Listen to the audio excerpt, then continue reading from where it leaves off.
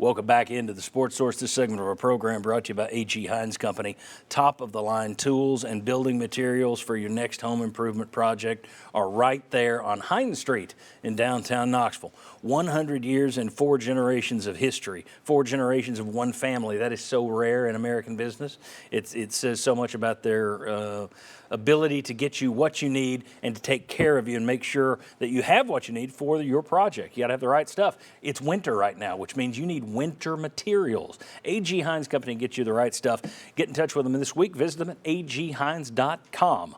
All right, let's welcome in the next member of our panel right down here, Ryan Callahan from GoVols247.com. Ryan, thanks for being back with us. Thanks for having me. All right. Mike Wilson of the News Sentinel this week did the research and found that Rick Barnes' Tennessee teams have spent 17 weeks in the top 5 since he's been here. Tennessee had 17 weeks in the top 5 total in the previous 70 years before he got here. Mm-hmm. You're at a different level. Arguably, underline, that's what we're doing in this segment, arguably it's the best 6-year run in Tennessee basketball history in terms of where you are on the national scene. But Bruce Pearl and Auburn are coming to town next weekend, so I thought let's go ahead and do this now instead of after the game next Sunday when the victory or the loss will determine it for us. Let's take a look at some numbers here. Which 6 years are better? Overall record, Tennessee won 70% of their games under Bruce Pearl. Now, Rick Barnes' 6th season is not finished yet, but they're at 73% under Rick Barnes. SEC record, Pearl won 67% of his games. Barnes has won 70% these last 6 years. SEC titles, each have one. Bruce Pearl won his outright. Rick Barnes tied with Bruce Pearl and Auburn for his SEC tournament titles. Pearl didn't win one, made the finals. Barnes won it last year. Then you look at NCAA trips. It's 6-4 right now. It's going to be 5.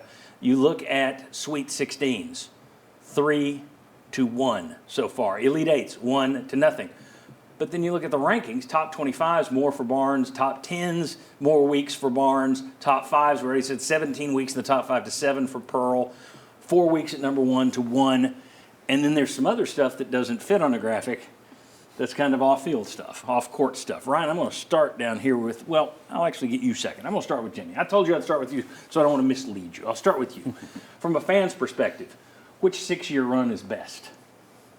I think if you only take what happened on the court, it's Bruce Pearl. Because there are 2 numbers up there that sway me a little bit. 3 Sweet 16s to 1, 1 Elite 8 to 0. That's important to me when I look at that. And look, the fans at Tennessee right now, you go over there and like last night it was rocking, right? Well, it was rocking under Bruce Pearl.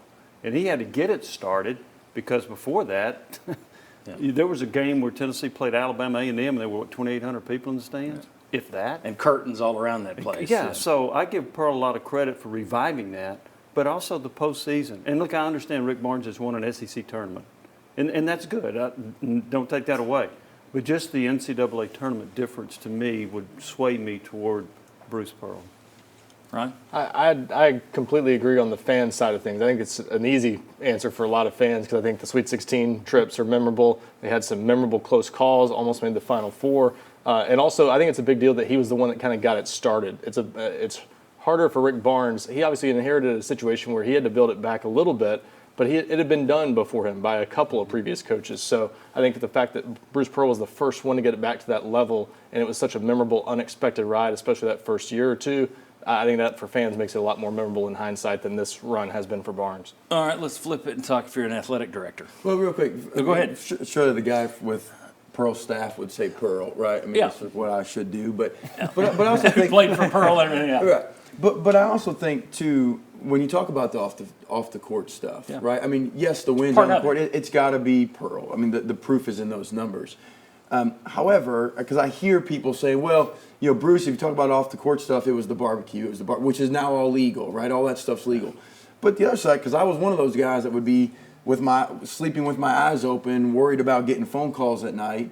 You know, you had some of the guys that got in trouble with the guns and the drugs and this other stuff that is part of that Pearl's era. And maybe to some fans, they don't care because it's only about wins, and maybe I shouldn't say some fans, I should say like almost every fan.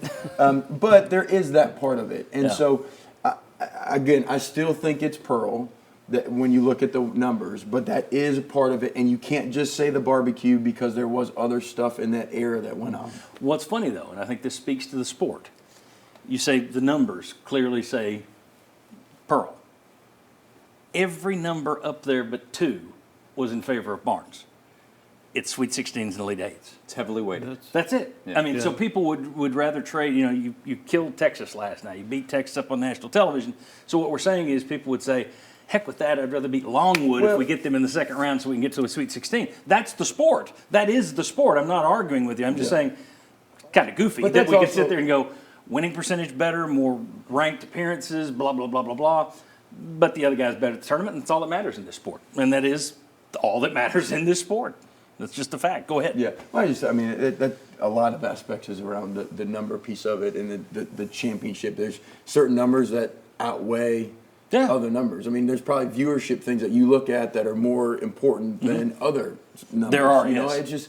that's just how it is. And Like, how many of you out there make X amount of money a year? No, I'm just kidding. But One yes, quick that is the thing number you too. look at. I think Rick Barnes has lost in NCAA tournament to a couple of teams he probably should have beat. Yes. I don't think Bruce Pearl did. I think the teams that beat Bruce Pearl were teams that were as good or better, except for the very last year. Well, they lost by 30 to Michigan when all hell broke Lost loose. to Oklahoma State team when they Oklahoma weren't. State, yeah. and that we didn't switch a ball screen that we were supposed to switch, so they got a layup. At And the if, buzzer. if not for Chris Lofton, That was my scout. would have lost. That was my scout. But they got by Would have though, lost so- to Winthrop if not for Chris Lofton in the first round. But as a to me, the 2 seed. losses were to pretty good teams. Were better teams than what Barnes lost to. I'm not trying to argue.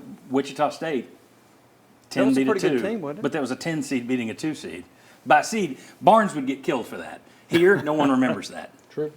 Because of what he ahead. did after, right? Yeah, And so so, go ahead. I You think close most it up. I think most fans are going to say because of the NCAA tournament success, that's what we're waiting on. And if you get it this year, fans might switch their vote from now to what they would say in 2 months. I think this era has provided more connection with the players, and part of that might be NIL. Like right now, fans can could buy the be in an connection. event, be in an event with Zakai Ziegler or Josiah Jordan James, but Grant and Admiral, Chris Lofton was special in that regard with fans. So I think fans right now would vote the Pearl era, but Barnes still has a chance to win that title too. One other thing, Bruce Pearl, I mean, he had some success against Kentucky. Rick Barnes has dominated your biggest rival. And interesting, I mean, now Bruce Pearl also succeeded against Florida at a time when Florida was maybe just as big of a rival and took down a national championship team. But that's an interesting angle to this, too, is dominating a rival usually means something to a fan base. And for this fan base, maybe that gets thrown out because of the postseason stuff. That's true. True. Very good. All right. When we come back, Mark Pankratz is going to take a look at some the schedule ahead, and he's going to take a look at a couple of comments from Seth Greenberg and Jay Billis, and he's going to tell you which one of these 2 statements applies most to Tennessee moving forward. That's next on the Sports Source. Come on back.